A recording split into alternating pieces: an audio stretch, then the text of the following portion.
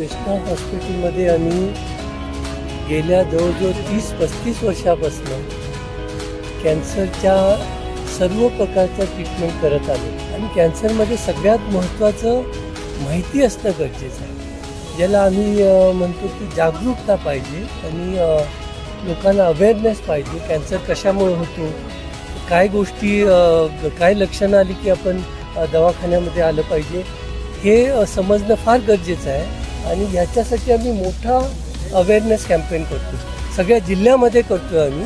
आणि हे आत्तापर्यंत जवळजवळ आम्ही 10,000 लोकांच्यापर्यंत पोचलेलो आहे.